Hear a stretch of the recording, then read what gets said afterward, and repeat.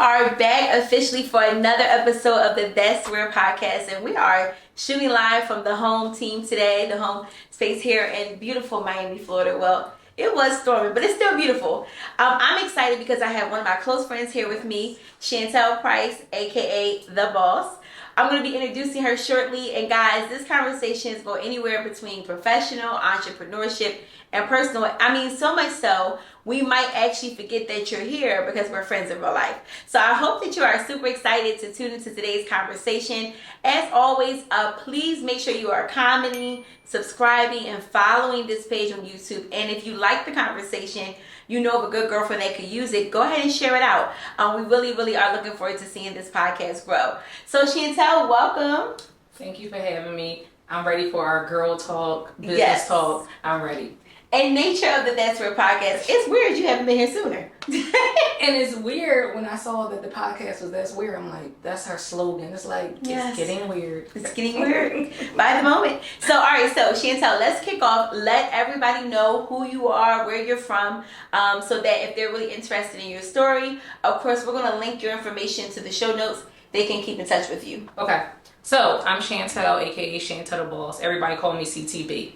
Because I'm the boss, not because I'm the boss that I give people orders. I'm the boss because I create other bosses. So my business is called Chantel Price Business Services. We're a full-blown business consulting firm, from taxes to accounting to payroll to business planning to producing projects and things like that. So we basically take your ideas and make them a reality. That was good. I've heard her redo this pitch a couple times. It's getting tight. I like it. All right. So here's the thing, Chantel. You and I both transplanted from Philly around the same time. We are here. We have made Miami home. Yes. Well, we're like a little outside of Miami. We like it like that too. We're on the west side. Yeah, we can go in and play, but we know how to leave out. Talk about that transition, because we are, in a sense, pioneering. We really don't know anybody like down here besides just a few little friends, that we have. But you had decided to bring your family here and start over. So talk about that transition, because somebody watching maybe wants to leave their hometown and would love to, make their way over.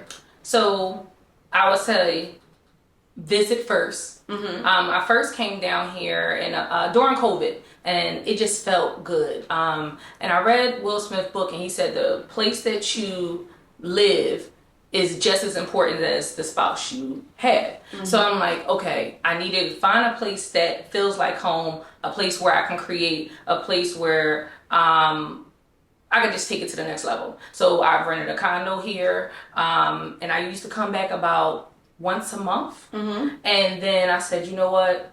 It's time. Mm-hmm. I think God opened those doors for me to say, okay, your work is done up north. Mm-hmm. It's time to go. Mm-hmm. You have did everything you could do. Yes. It's time to go. It was a big transition for my kids, I would say, because predominantly I'm from Philadelphia, but we lived in Delaware. Mm-hmm. So it was a little more diverse. You have African Americans, you have Caucasians, you have Asians, you have Spanish. So it was a lot more diverse in Delaware. Mm-hmm. Here, my kids are the only black kids in the class. So it was very rough for my kids' transition with the diversity part of it. Mm-hmm. But once I started putting them in different programs and things like that, they started to get adapted. So for me, the transition was easy. For my kids, it was a lot tougher because of the diversity part. So everybody thinks, like inside of Miami is a lot more diverse. Mm-hmm. You have your Jamaicans, you have your Haitians, you have your African Americans, your Spanish. It's a little more diverse. But on the outside, it's 90% Spanish. Okay. 90% Spanish. I have to tell you something I learned. What? Drew. Are we using, we have to be politically correct. Yes. Is it Spanish or Latin? What are we saying? Well, basically, it depends. Like here in Florida, people tend to refer to the people that talk Spanish as Latins. Mm-hmm. Latin. And in the north, like in Philadelphia, I have noticed that, or New York, they say Hispanic. Hispanic. Hispanic. Okay. Because they talk Spanish, or they're like Europeans. What's the correct term? It depends. I think it depends on the state. Mm-hmm. Where you are. Yeah. That makes sense. Funny story. I was looking for like Spanish people. Something I said one day, and Drew was like, everybody's not from the same place. I was like, elaborate. Right. So, Drew is Colombian, right? And so that is Latin America. Am I saying this right? Okay. And then you have the Spaniards that are from where? Spain. So 2 different locations, right? And then I said, well, Drew, well, where I'm from in Philly, we only got like 2 people. I said, we got Puerto Ricans and Dominicans. That's it. So when he went with me, we had to go fix my tire and wheel. He said, you know what? I get it now. He was like, that is all that's here. You know, but I was explaining to him, we don't have Venezuelans, maybe a Colombian or 2. And then when I moved here, I was looking, not to be funny, like I know how to connect well with Puerto Ricans or Dominicans. I only found 1 Dominican and 1 Puerto Rican since I moved here. Can you believe it? Yeah, my whole complex is Cuban. Oh, I forgot. It's Cubans here. Yeah, my whole complex. But Cubans can look like black people too. So you don't know till you start a conversation. It's a really big cultural shift. And now I got curly hair. So today I'm Dominican. It's a melting pot. Oh, you should see it. I'm at the gym these days. And the way that these curls is doing something for these Spanish Latin men, excuse me. I know they're Latin, I know they're not Spanish. And I'm like, no, it's black, American. No. I get that down here. I get if they ask me am I Trinidadian. Oh yeah, that's another So I get Afro Latina, yeah. I get that a lot. It's like, are you sure you're black? Are you sure? Yeah. And they just be so upset when they start that conversation in Spanish, and I'm going to complete in English. Yeah. Okay, so we're having some cultural moments. Yes. All right, let's keep going. So I want to talk about what your morning routine looks like. So I ask everybody about the same standard questions when we do interviews. Let's talk about morning success. And it's funny because I'm at a place where I'm revising my morning schedule. Didn't always have a tight one, and then sometimes it was super strict. Your morning routine, if you could, what would a morning routine look like for you? For me, my first thing, it's funny you saying that because my brother had said, do you look at your phone for first thing in the morning? And I said, no, I don't. He said, what do you do? I actually write. I write in my journal. I have little post-its, and I write different things I want to accomplish for the day. I definitely pray in the morning, and then I do my bathroom routine, my facials. For me, I have to get myself together before I tackle the world, tackle even my kids. So in my room, I go in my bathroom, I turn my music on, I kind of vibe out. I'm a dancer too, professionally trained dancer, ballet, jazz, hip hop, everything. You dance so I'm You dance. I dance. So I try to get into an actual space where I can tackle the world, because as soon as you step out the door, it's like this person, and you're dealing with so many different personalities. I have to get myself together before I try to interact with people. I like it. So my routine lately is I've been waking up kind of early for whatever reason, but when that happens, I know that I'm immediately going to have a conversation with God, and we might be talking about what we got to accomplish for the day, for the week. And I kind of want to leave it there in the bed, and then I reach for my phone and I go straight to my podcast. And I put on my Joel Osteen. So my thing is Joel Osteen. About 30 minutes with what he says. And for me, Joel Osteen is just so important this time of life, because the conversation that he's having is motivational. Just remember what God said, who he said you are.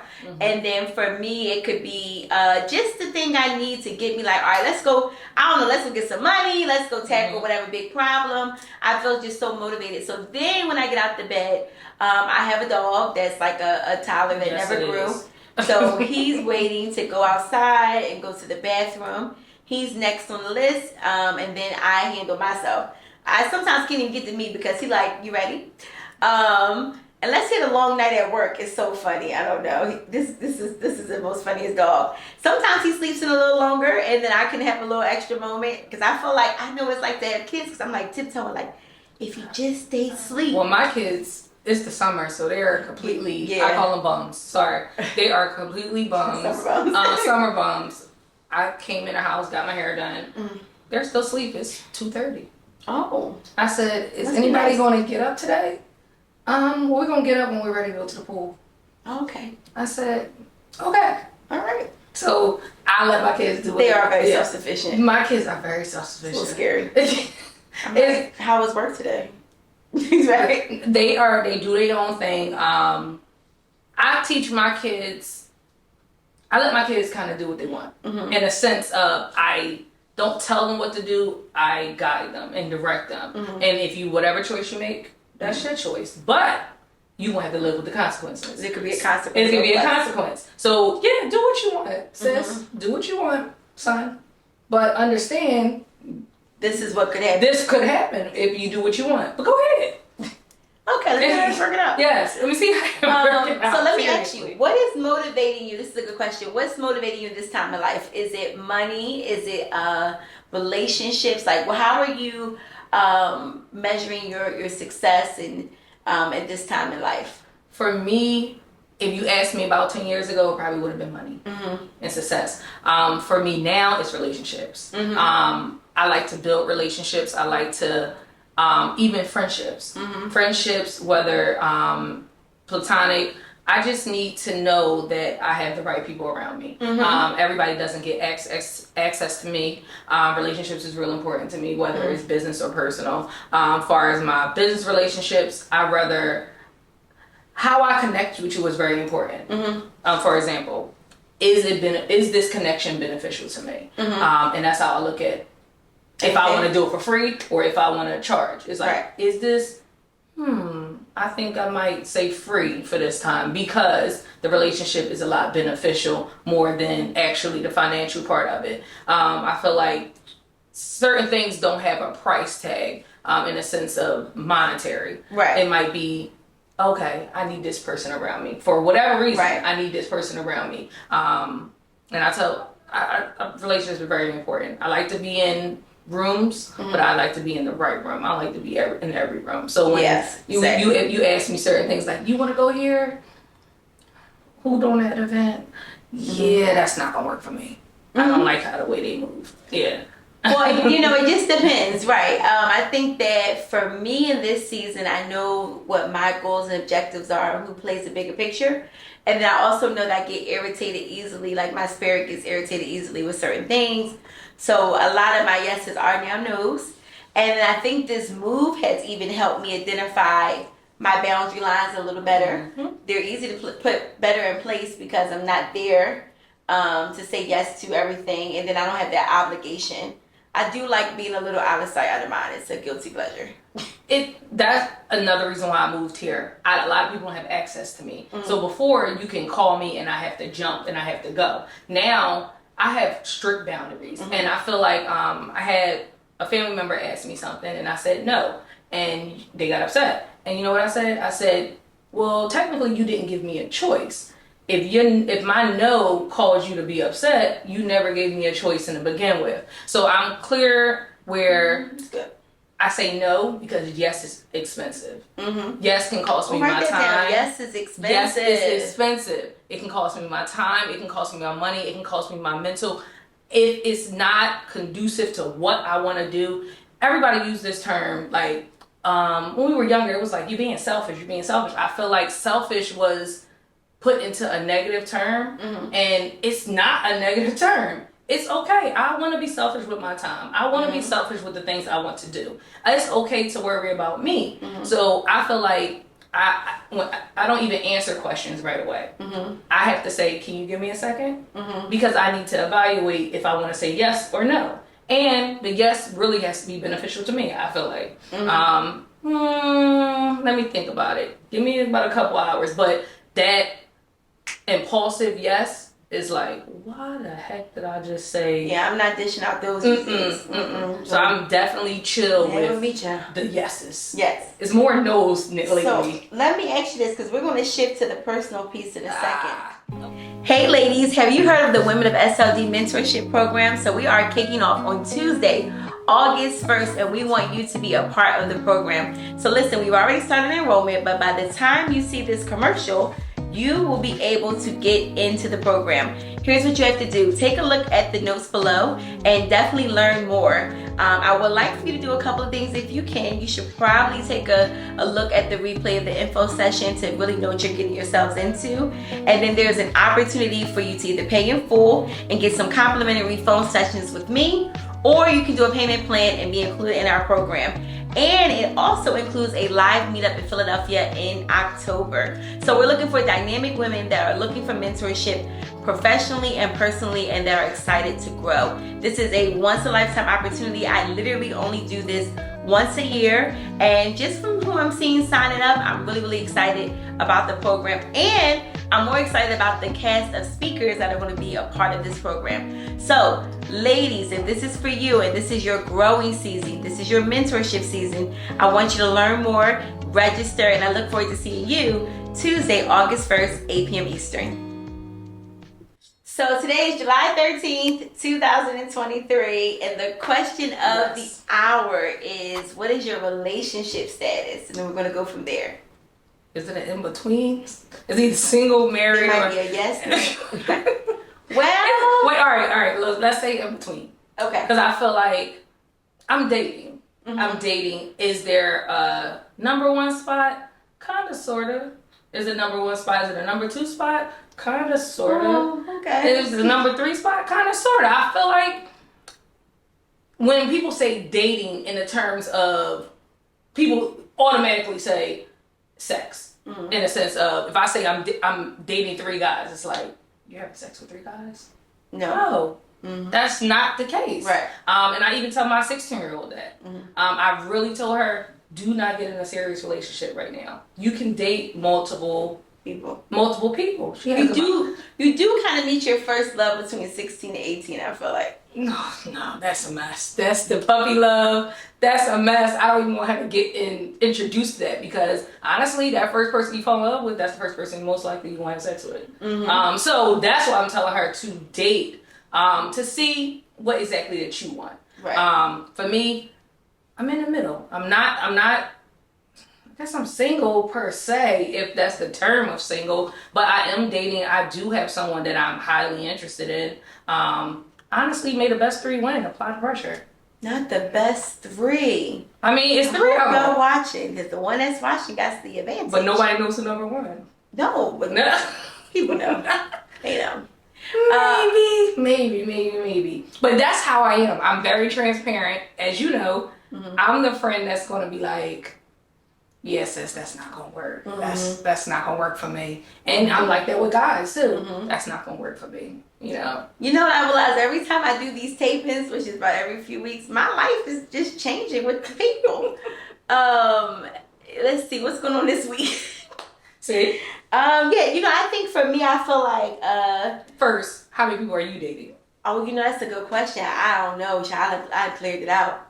You did I clear it out. It's a lot. Your block list is like, it's strong. Yeah, mine's about 8 scrolls. It's bad, but you should see her block list. I thought she was playing. I was like, oh no. I was like, there's a real lives. No, so for me, I'm just really intolerant in this season, because I know I am changing and I'm shifting into a different version, and it always kind of coincides with business. Like, things are getting stricter within my business. There was some changes there in business that had to happen in terms of relationships. So then naturally, I feel like my personal relationships were impacted, and I just don't have space for like BS, if you will.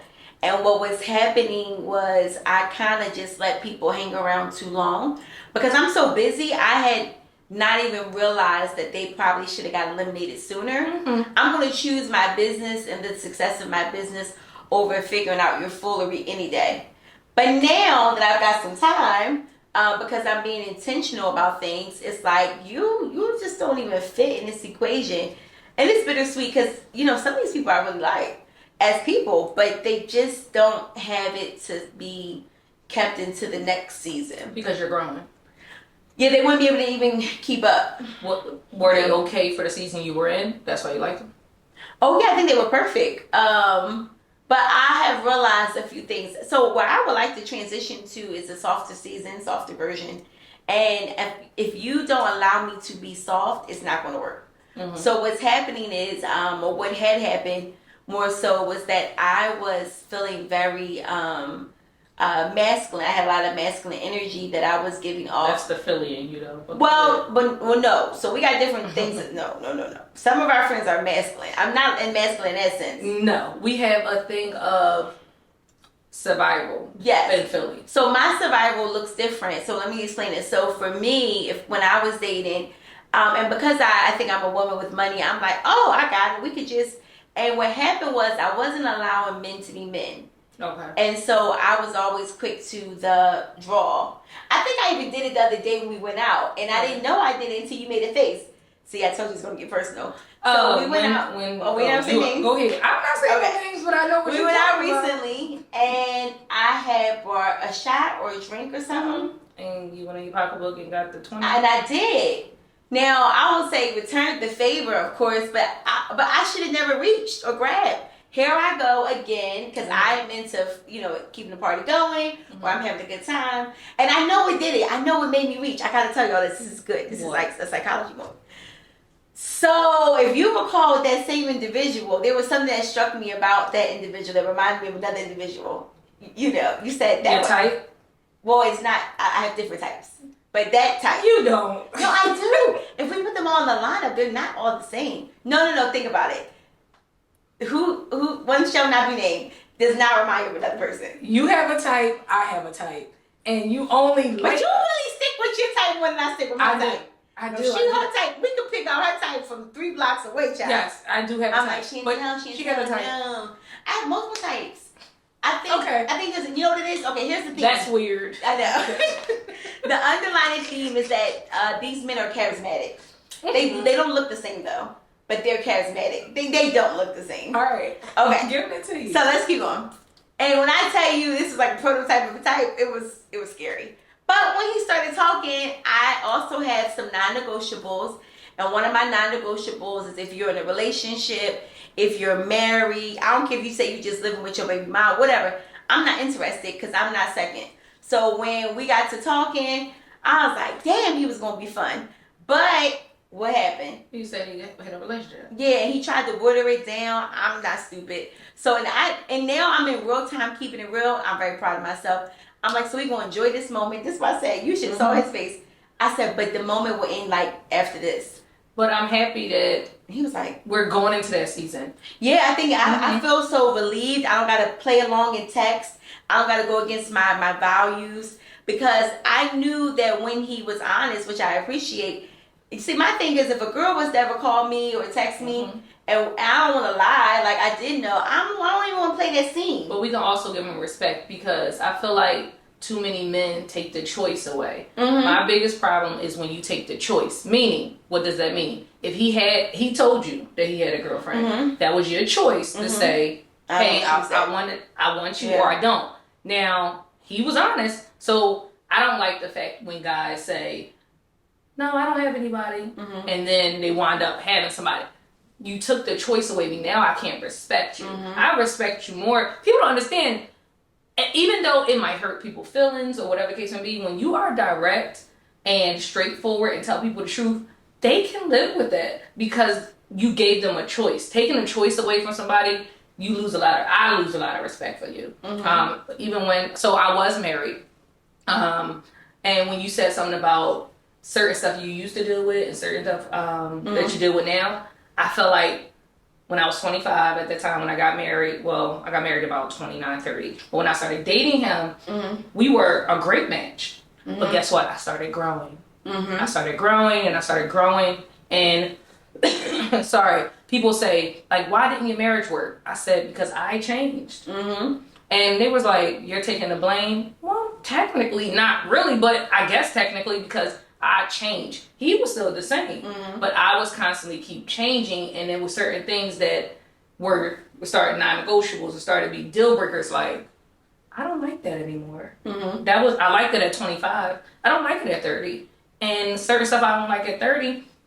I like it at 35. So I'm constantly changing and constantly evolving, and I feel like the person that I meet or the person that I am attracted to, you have to stimulate my brain. Anybody can stimulate your other parts, but stimulating my brain, that's when it's like I get a deeper affection for you and things like that. Right. So I'm growing into, are you adding value or are you a distraction? And value, I feel like value is subjective because what I value is different from what you value and things like that. So it's certain things that I say, these are the things that I want. These are the things I see myself doing in the next 5 years. Are you compatible with what I'm doing? even if you could pick up a broom, you can do X, Y, and Z. Okay, Right. Your value. Can you help me overall? Can you help me? Okay. So I think let's transition to this last question, which is very important. I think everyone enjoys this part of these interviews. What qualities are you looking for in a partner or a person? My biggest thing is about being safe. Like you just mentioned, the soft girl era. I've been in a soft life era probably the last 5 years. My mom passed in 2019, and I went through like a really tough time of who am I? And my mom was young. My mom was 49, 50. So I had to figure out. Was your mom sick? I never asked you that. No? Oh, wow. No, my mom was not sick. She went to bed, came home from work, went to bed. Really? Then wake up.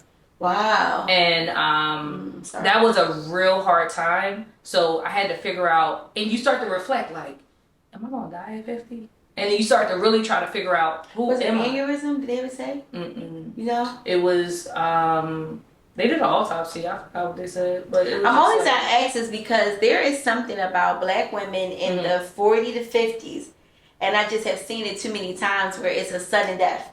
And sometimes it's aneurysm. I know sometimes.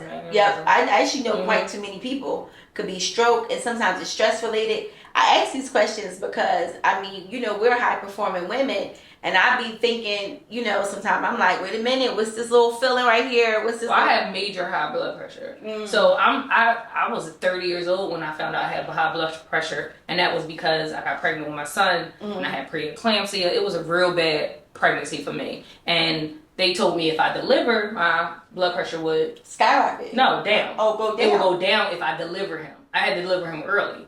He was 30 weeks. So he was about 2 months early. Oh, wow. So they was like, if you deliver him, your pressure will go back down. My pressure has never went back down. So high blood pressure is a thing. Yes, I do take my medicine. Oh. But I do live, I wouldn't say clean, but I think I live a healthy eating lifestyle. I don't eat beef. I don't eat pork.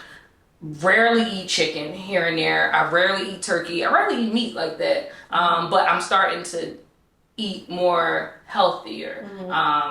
And I say that because I'm 35 years old. And when my blood pressure is really, really, really bad, if it could happen, I could have a heart attack today or tomorrow. So that's when I had to make the conscious decision of getting my health together, figuring out, and I wasn't taking my medicine at the time.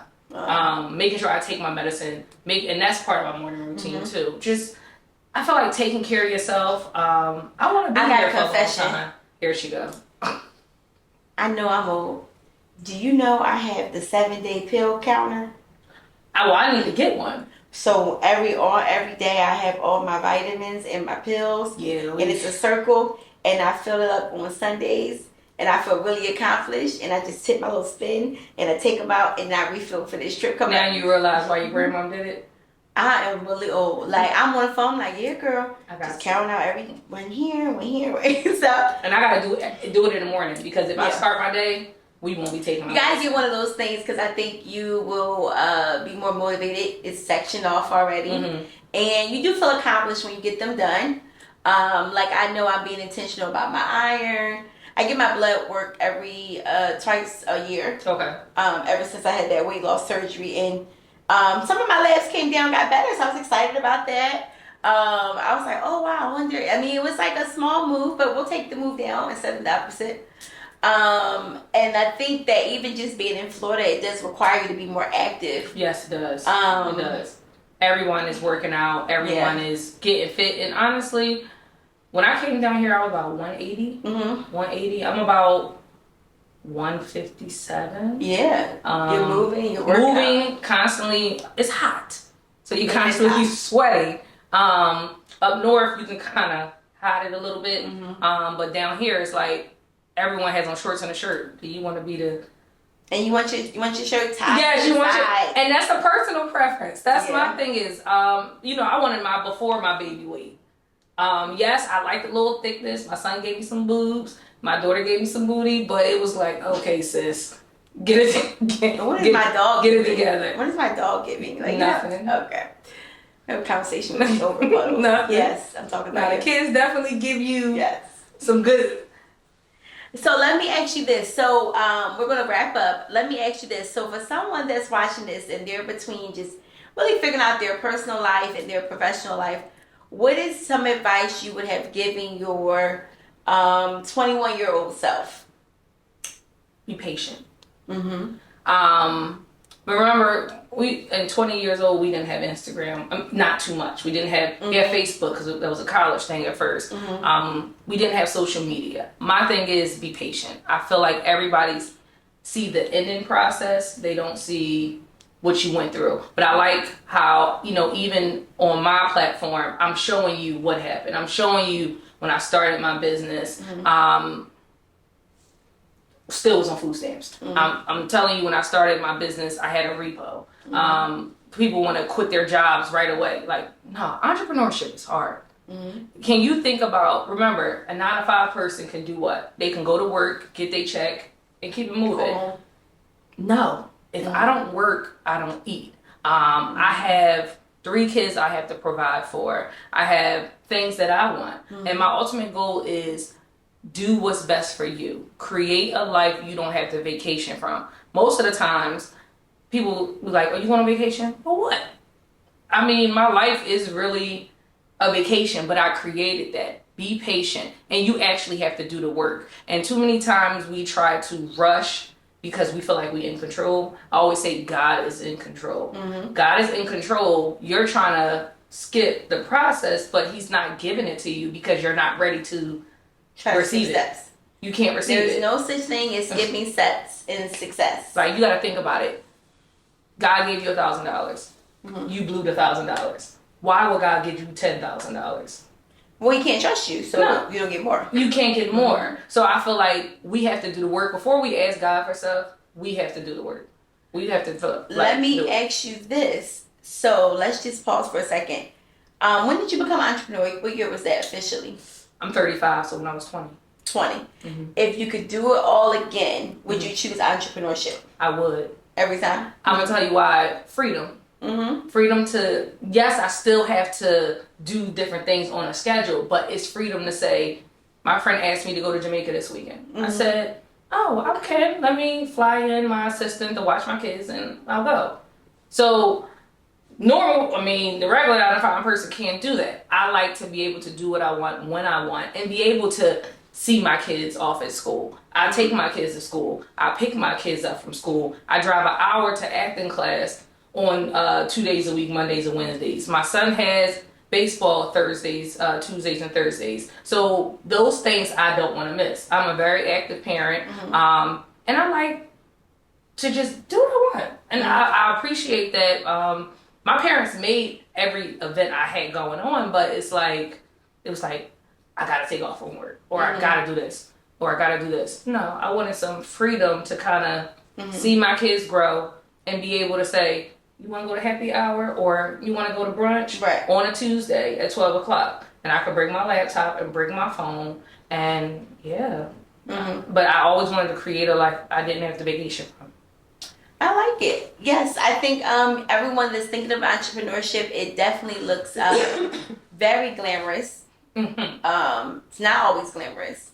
And I think in this season of entrepreneurship, with my team and my business goals, I am being more, I would say, strategic, more firm. And I'm thinking almost even more so how to transition this current business to leverage more of my time.